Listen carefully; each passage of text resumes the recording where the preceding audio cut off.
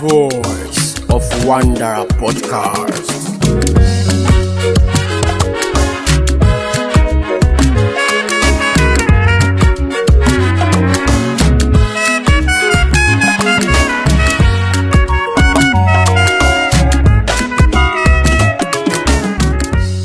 Hey guys, welcome to my podcast. I'm your host, Freddie J. And with me today, I have the beautiful and ravishing and the pain in the butt, Leah. So she's going to introduce herself. We're going to get to it. But before she does that, today we're going to be talking about interracial relationships.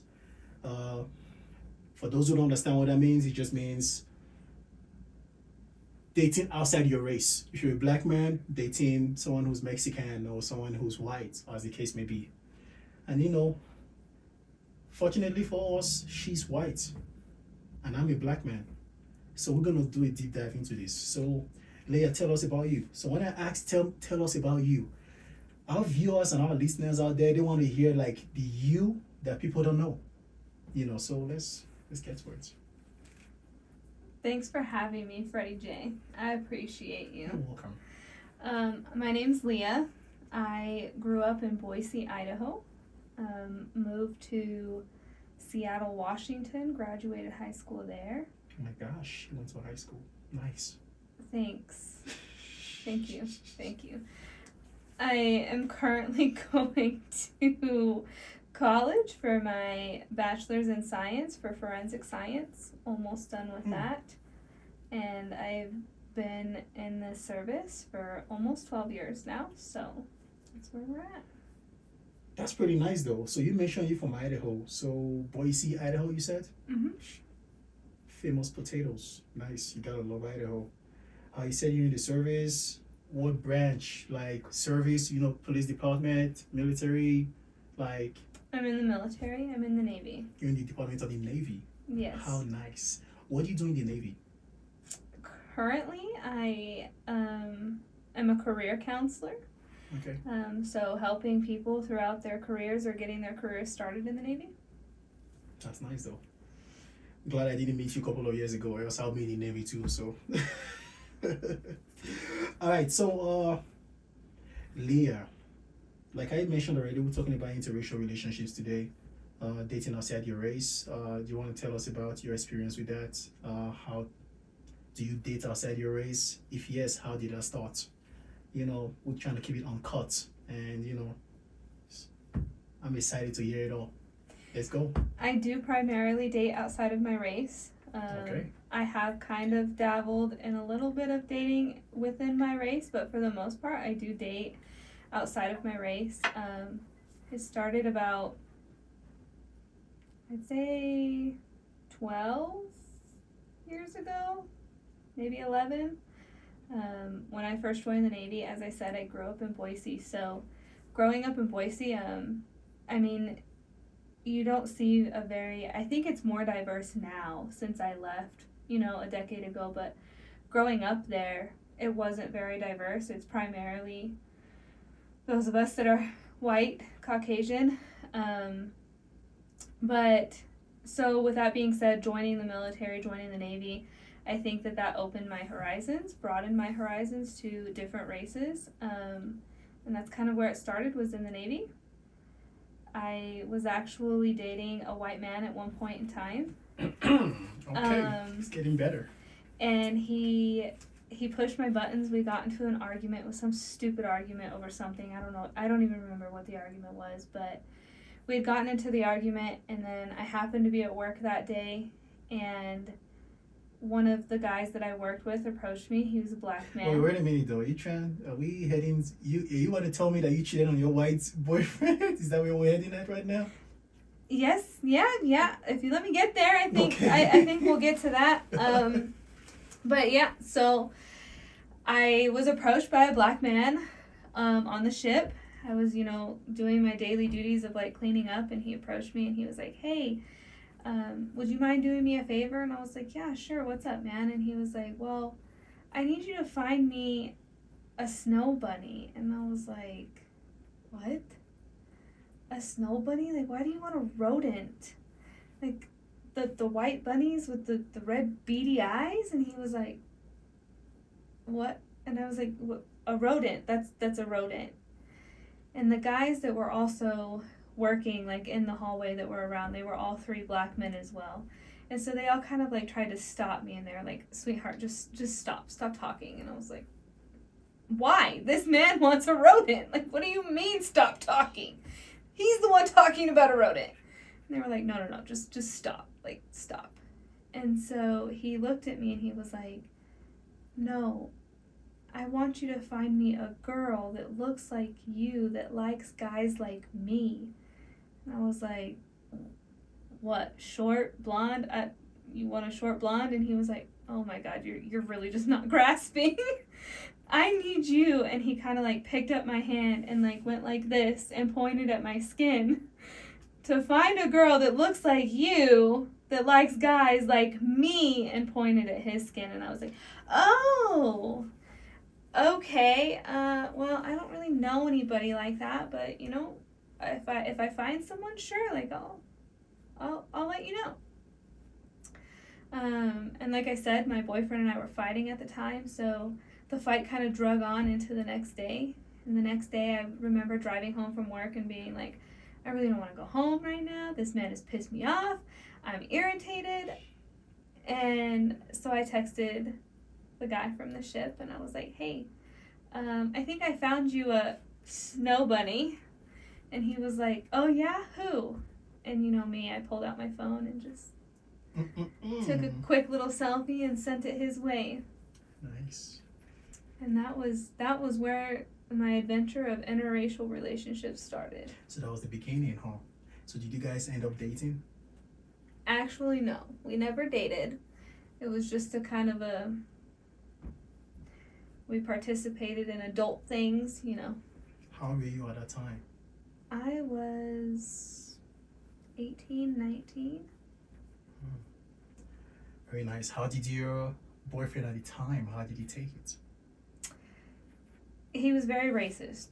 So, I went home, I packed my clothes, I left, and then the next day, I came home, like, way after work. It was, like, really late at night, and he was like, where the hell have you been for the last 24 hours? And I was like, none of your business. He was like, bullshit, were you cheating on me?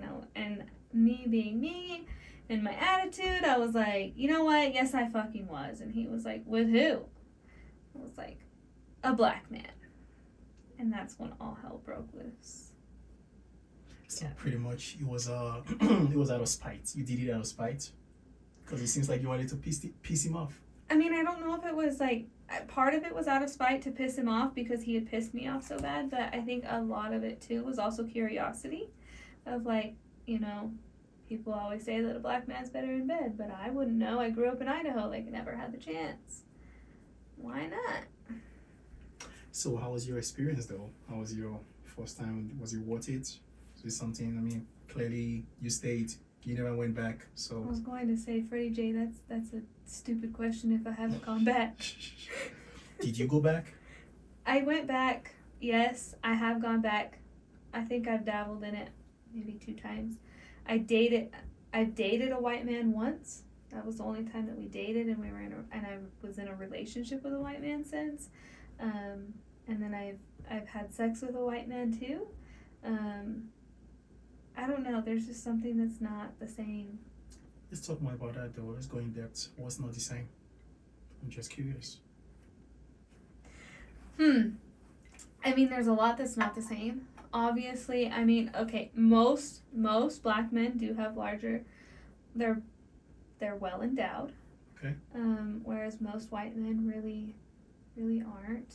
Some are, I will say that, but not to the same effect. Like, if I'm gonna date a black man and I go in the bedroom with a black man, I can count that 90% of the time he'll be well endowed. If it's a white man, then I think I have like a 20-80 chance. I think it's. And you don't like to gamble? No, I'm not a big gambler. No. She likes something guaranteed.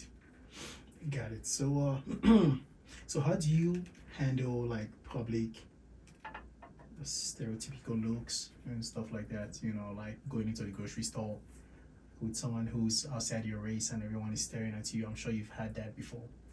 Yeah. So I was married to a black man, and I think that's more when I primarily noticed it. Being married to him, we would go out, and obviously we were always together. We have an interracial child.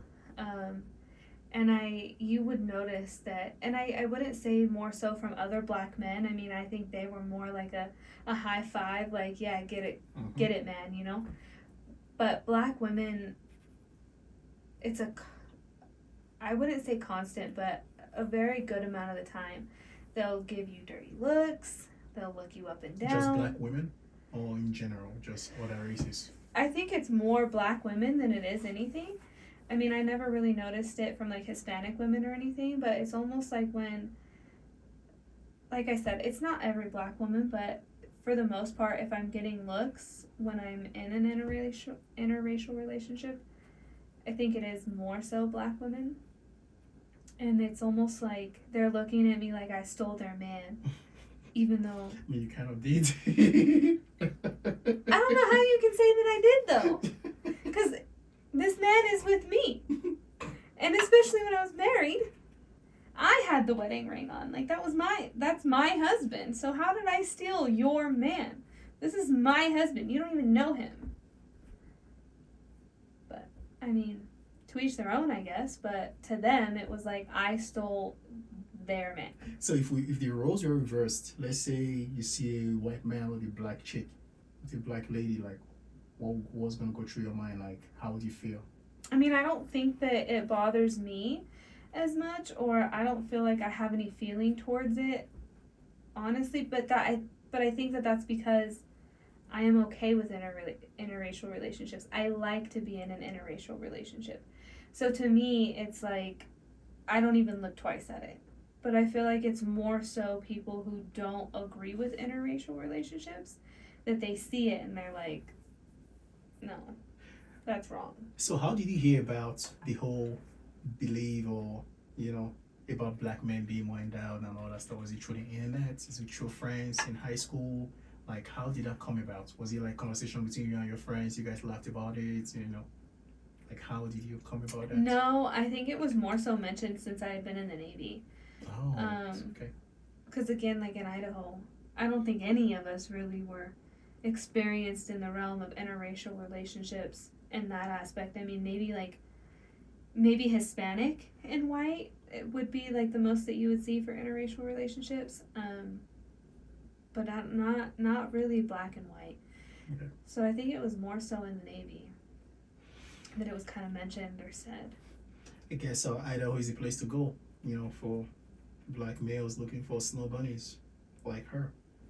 Go to Idaho, because apparently they don't have a lot of black people in Idaho. No, they really don't. So we can say like 5 snow bunnies ratio 1 guy. So 5 ratio 1, or more, who knows? So I mean, whatever you're into there, Freddie. Just saying, not me. I'm just saying. I'm the wanderer. I'm just here to ask questions. Okay. So when it comes to food, how open are you to food? Because I know you're dating outside your race. How do you adjust? How well do you adjust to trying new things? And because some people, they love dating outside their race. They will pretend to like the food until they get into a relationship or marriage or whatever. Then they're like, I want to stick with my freaking burger, my Chick-fil-A or whatever.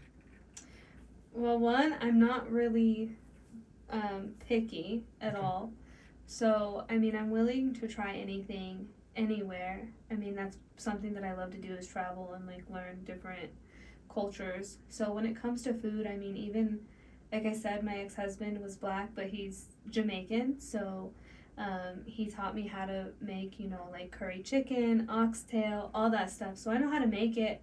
I loved it. I will say that when oxtail was mentioned to me the first time, I was like, wait, what? Like, what is this? And then I tried it and I was like, oh, this is amazing, actually. So I don't think that I have really a picky taste when it comes to food. I feel like I eat really anything, but I don't know if that's just me or other people. I don't know. Okay. So in general, what are some advantages of dating outside your race that you've observed, apart from having a biracial kid, which I'm sure is Very cute. Well, you took the one thing away. No, I'm kidding. Give me something else. I mean, you mentioned the food, right? Uh-huh. There's that means there can be diversity of meals in the house, right? Of whatever we're eating. As you mentioned, the interracial child. Obviously, I think my kid is the cutest kid ever. He has like the perfect skin tone. He doesn't burn like I do. You need no sunscreen? No, he doesn't need sunscreen, not like me. I mean, he lucky. should for safety, but his hair is like the perfect curls. I don't know. But also, I think that it just broadens your horizons, makes you more open-minded to things in life in general. And I think that the being open to interracial relationships and having that dynamic, I think it really helps with, you know, this day and age we look at people and there's a lot of racism and stuff like that, but I feel like the more people that are open to interracial relationships, the more that it's seen, the more that it's broadcasted, the more that it's talked about, my hope is that it will kind of start to alleviate that racism and looking at people differently because of the color of their skin. Caveat to that is, and I know that some people are still set in their ways, so I still worry about like, oh, my son, right? Like, he doesn't necessarily fit in with the white people because he's too dark for that, but he doesn't fit in with black people either because he's too light for that. So, I mean, I think that we still have a long way to go in the world, but I think that for me, it's definitely from growing up in primarily white areas in Idaho that it's opened my horizons and opened my mindset to a lot of things. Yeah, so I was looking at data. Data and all that stuff before we started the podcast. I was trying to do my research, and there's a projection by 2060, America is gonna have more diversity. It's gonna have more black people, more biracial people compared to the white population. You know, so I think we're getting there. I think it's gonna happen one day with more people like you, you know, breaking those chains. You know, I think it's gonna get better. So what's your advice for those folks watching, those folks listening, who are contemplating about dating outside their race? Maybe you're scared for judgment from people, maybe family, because some families, they are like very conservative and very extreme with the whole Caucasian dating. They want to keep it in the race. You know, what's your advice for people like that? I mean, I can say that, you know, my biological family that I really don't talk to, but they are very racist, especially my mom's side, that grew up in Louisiana in the South, right? And I can tell you that her family members had commented on my Facebook when I had posted one of my black boyfriends and was like, who's this? And very a lot of profanity against it. In public, as she commented on the post. But I will say that, like, one, I just removed that from my life because I don't believe in that. I don't believe in judging someone by the color of their skin. Yeah.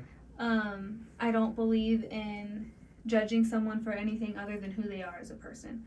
A white man could be the most belligerent, mean human being you've ever met in your life. A white woman could have the biggest attitude problem that you've ever seen in your life, right? Like, it's based off of what's inside their head, their mentality, and what's inside their heart, and what they believe on how they act.